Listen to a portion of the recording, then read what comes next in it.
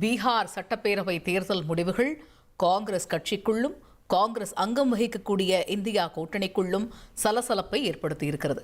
அது என்ன சலசலப்பு, இதற்கு என்ன காரணம் உள்ளிட்ட பல்வேறு தகவல்களை விரிவாக வழங்குவதற்காக இணைகிறார் எமது சிறப்பு செய்தியாளர் Salim. Over to you Salim. Bihar தேர்தலை பொறுத்தவரை நிதிஷ்குமார் சுமார் 20 ஆண்டு காலமாக ஆட்சியில் இருக்கிறார். மாறி மாறி கூட்டணி வைத்து பார்த்தார். பாஜகவோடு கூட்டணி வைத்து முதலமைச்சராக இருந்தார்.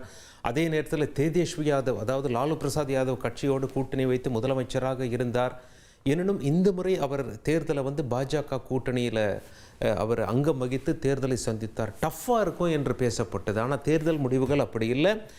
காங்கிரஸ் கட்சி அபார தோல்வி அடைந்தது, பாஜக அபார வெற்றி பெற்றது. பாஜக நிதிஷ்குமார் கூட்டணி. இப்படி இருக்க இந்த பீகார் தேர்தலுக்கு பிறகு அதாவது காங்கிரஸ் கட்சியினுடைய பார்கெனிங் பவர் குறைந்திருப்பதாக டெல்லி அரசியல் வட்டாரங்களில் பேசப்படுகிறது. அப்படி எந்தெந்த தேர்தலை காங்கிரஸ் கட்சி எதிர்நோக்கி இருக்கிறது? ஒன்று நாடாளுமன்ற கூட்டத்தொடர் என்று சொல்லலாம். ஆனால் அதையும் காட்டிலும் அரசியல் கட்சிகள் கண் வைப்பது தேர்தல் களத்தை தான். தேர்தல் களத்தில் நமக்கு பார்கெனிங் பவர் அப்படின்னு சொல்லி நாம் சொல்லும் பொழுது எத்தனை சீட்டுகளை சென்ற முறையை காட்டிலும் இந்த முறை கூடுதலாக தட்டி பறிக்கலாம், கூட்டணி கட்சியோடு நாம கேட்டு பெறலாம் என்பது பார்கெனிங் பவர் என்று ஆங்கிலத்தில் பேசப்படுகிறது.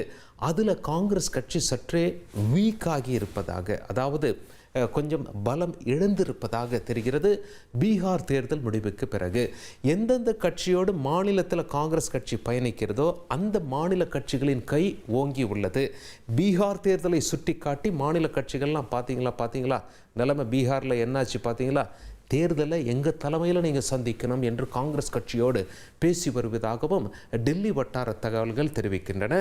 வரக்கூடிய சட்டமன்ற தேர்தல்கள் எந்தெந்த மாநிலத்தில் என்பதை நாம் பார்ப்பதற்கு முன்பாக பீகார் மாநில தேர்தல் முடிவுக்கு பிறகு காங்கிரஸ் கட்சி எப்படி காட்சியளிக்கிறது, காங்கிரஸ் கட்சியின் அலுவலகம் மற்றும் பாஜக கட்சி எப்படி துள்ளலாக காட்சியளித்தது என்பதையும் பார்த்து விடுவோம்.